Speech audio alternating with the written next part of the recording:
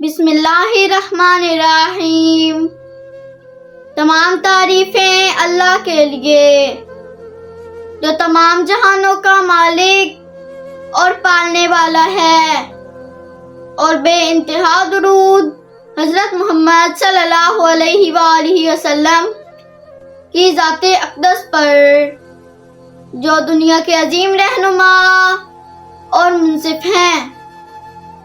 انمول آنسو۔ مکہ کی فتح کو 8-9 مہینے ہی گزرے تھے کہ شام سے کچھ سوداگر مدینہ آئے اور انہوں نے خبر دی کہ روم کا بادشاہ بڑے لاؤ لشکر کے ساتھ عرب پر حملہ کرنے کا ارادہ کر رہا ہے، اور شام کی سرحد پر عیسائی عربوں کے جو قبیلے آباد ہیں وہ رومی لشکر میں آ کر شامل ہوتے جاتے ہیں۔ یہ خبریں ملتے ہی رسول پاک صلی اللہ علیہ وآلہ وسلم نے فیصلہ کیا کہ رومیوں کو عرب کی سرزمین پر قدم نہ رکھنے دیا جائے اور آگے بڑھ کر شام کی سرحد پر ان کا مقابلہ کیا جائے۔ چنانچہ آپ صلی اللہ علیہ وآلہ وسلم نے مدینہ کے مسلمانوں کو جہاد کی تیاری کا حکم دیا اور ساتھ ہی عرب کے تمام قبیلوں کو پیغام بھیجا کہ کیسر روم کے مقابلے کے لیے تیار ہو کر فوراً مدینہ پہنچو۔ اس سال بارش نہ ہونے کی وجہ سے سخت گرمی پڑ رہی تھی اور لوگوں کا برا حال تھا۔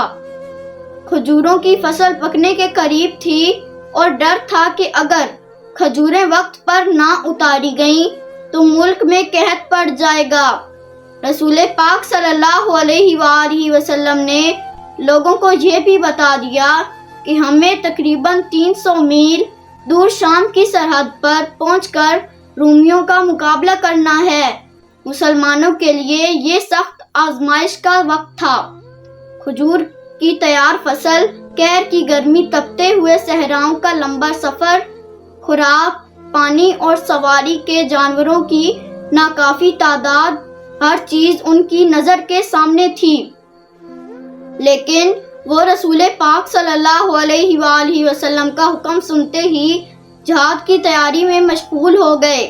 چند دن کے اندر اندر باہر کے بہت سے قبیلے بھی مدینہ پہنچ گئے اور بہت بڑا لشکر جمع ہو گیا۔ اتنے میں لشکر کے لیے ہتھیاروں، کھانے پینے کی چیزوں اور سواریوں کا انتظام کرنا بڑا مشکل تھا، اور اس کے لیے بہت زیادہ روپے اور سامان کی ضرورت تھی۔ اس مشکل کو حل کرنے کے لیے رسول پاک صلی اللہ علیہ وآلہ وسلم نے مسلمانوں کو ترغیب دی کہ وہ اللہ کی راہ میں دل کھول کر مال اور سامان دیں۔ اپنے پیارے آقا صلی اللہ علیہ وآلہ وسلم کا حکم سن کر سب صحابہ رضی اللہ تعالیٰ عنہ نے اپنی حیثیت کے مطابق بلکہ حیثیت سے بھی بڑھ کر مال اسباب دیا۔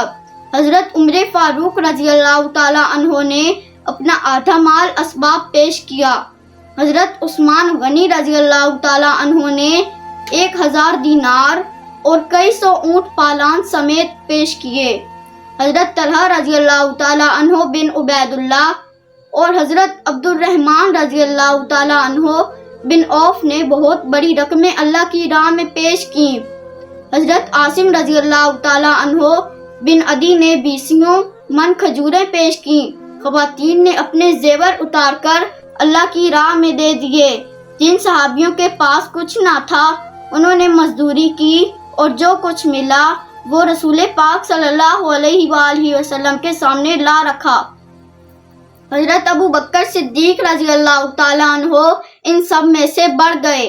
ان کے گھر میں جتنا روپیہ، پیسہ اور مال اسباب تھا وہ سب اٹھا لائے اور گھر میں جھاڑو پھیر دی۔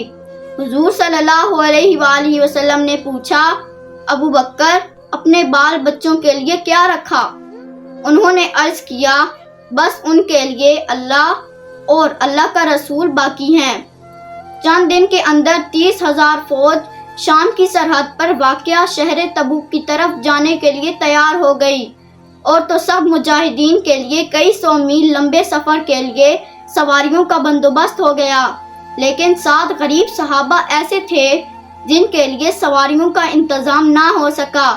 وہ رسول پاک صلی اللہ علیہ وآلہ وسلم کے ساتھ جہاد میں شریک ہونے کی بڑی تڑپ رکھتے تھے، لیکن ان پکے اور سچے مسلمانوں کا سواریوں کے بغیر اتنا لمبا اور کٹھن سفر کرنا ممکن نہ تھا، اس لیے وہ اپنی بے بسی پر رونے لگے۔ ان کے آنسو اللہ تعالیٰ کی بارگاہ میں اتنے مقبول ہوئے کہ قرآن پاک کی سورۃ توبہ کی آیت نمبر 92 نازل ہوئی، جس کا ترجمہ یہ ہے: اور ان بے سر و سامان لوگوں پر کوئی الزام نہیں جو اے نبی تمہارے پاس اس لیے آئے کہ تم ان کو سواری دو، اور تم نے کہا کہ میرے پاس کوئی ایسی چیز نہیں جس پر تم کو سوار کروں، تو وہ لوٹ گئے، اور اس غم سے کہ ان کے پاس خرچ موجود نہ تھا ان کی آنکھوں سے آنسو بہہ رہے تھے۔ گویا جہاد میں شریک نہ ہونے کے غم میں ان صحابہ رضی اللہ تعالیٰ عنہ نے جو آنسو بہائے وہ اللہ تعالیٰ کی بارگاہ میں انمول قرار پائے کہ جہاد کا فریضہ ادا نہ کر سکنا ان کی ایسی مجبوری سمجھی گئی جس پر ان کو کوئی اختیار نہ تھا، اس لیے ان پر کوئی اعتراض نہیں کیا جا سکتا۔ اللہ ہمیں دین اسلام کے مطابق زندگی گزارنے کی توفیق عطا فرمائے، اور اللہ ہمارے ملک پاکستان کی حفاظت فرمائے۔ آمین۔ والسلام۔